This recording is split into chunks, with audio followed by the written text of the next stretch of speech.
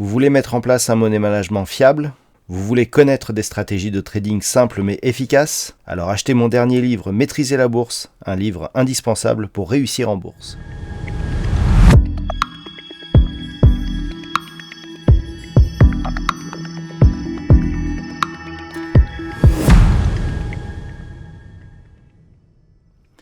Bonjour à tous et bienvenue sur boursicoté.com pour cette nouvelle analyse technique du CAC 40 en clôture avec une séance qui n'a pas tenu ses promesses puisqu'après une ouverture ici sur la zone des 6608 points, on n'a pas réussi ici à franchir cette zone.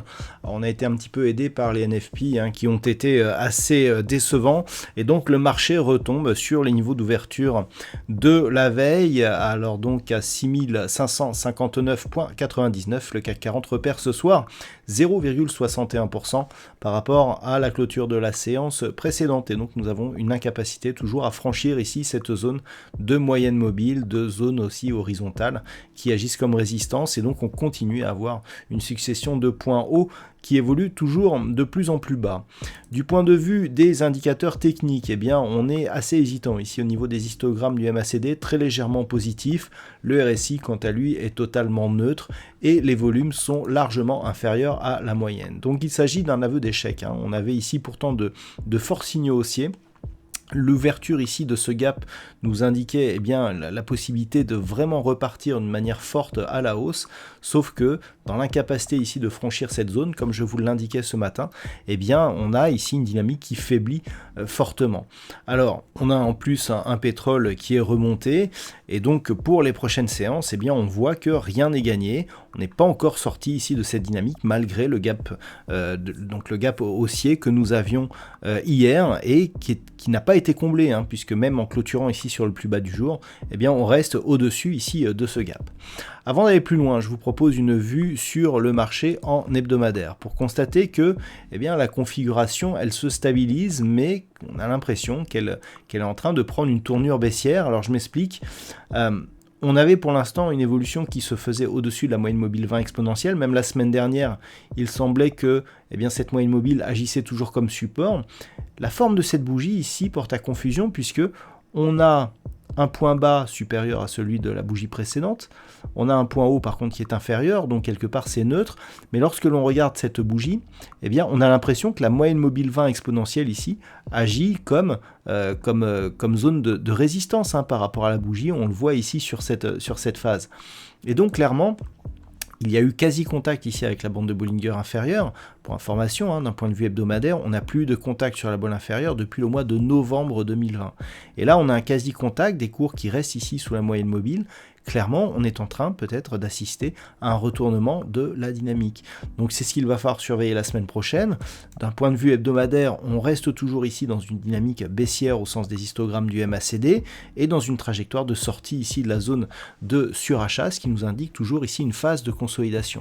Alors même si la consolidation ici elle est très modérée, on n'a qu'une petite baisse par rapport à cette phase, il faudra faire attention car si les cours ne parviennent pas la semaine prochaine à rester au-delà ici de cette zone des 6522 points, on pourrait bien venir cette fois-ci en contact de la bolle inférieure et impulser ici un mouvement baissier qui serait confirmé sous la zone des 6343 points. Alors, d'un point de vue moyen terme, il faudrait même aller un peu plus bas, il faudrait casser ici le point bas significatif de cette bougie qui se situe à 6253 points. Mais si déjà on avait un contact avec la bolle inférieure, si on ne parvenait pas ici à repasser durablement au-dessus des 6522 points, on voit bien ici que la dynamique pourrait devenir baissière sur cette unité de temps. Donc les points à surveiller d'un point de vue hebdo, 6522 et un éventuel contact ici sur cette zone la semaine prochaine, la bolle inférieure devrait évoluer aux alentours des 6400 points. Alors, par rapport justement à cette dynamique, comment aborder la séance lundi prochain? Tout simplement en surveillant les niveaux tels qu'ils sont aujourd'hui. Alors, à la hausse, on surveillera toujours ici la zone des 6608 points. Si malgré ici ce contact, on n'a pas cassé le point bas d'hier, on n'a pas comblé le gap. Si la semaine prochaine, on reste ici sur un niveau donc supérieur à 6560 points et que l'on revient en contact des 6608, on sera toujours ici dans la lignée de cette dynamique haussière avec franchissement ici et objectif retour, voire cassure de la zone des 6670 points. Par contre, si on ouvre notamment sous la zone des 6560 points, que l'on comble ce gap, ou alors encore pire, si on ouvre sous 6522 points, là attention, de toute façon que l'on ouvre ici sur 6560 ou en dessous, à partir du moment où on viendrait évoluer sous la zone des 6522 points, je l'ai déjà dit, c'est la zone de tous les dangers, on pourrait connaître d'autres accélérations baissières, et notamment si on cassait ici cette zone des 6410 points. Donc les points à surveiller pour la semaine prochaine, 6608 si les cours ici ouvrent au-dessus des 6560 points, et sinon 6522 points, car en cas de rupture, eh bien, on peut attendre une forte hausse de la volatilité. Voilà donc ce que l'on peut dire sur cette configuration technique pour ce soir.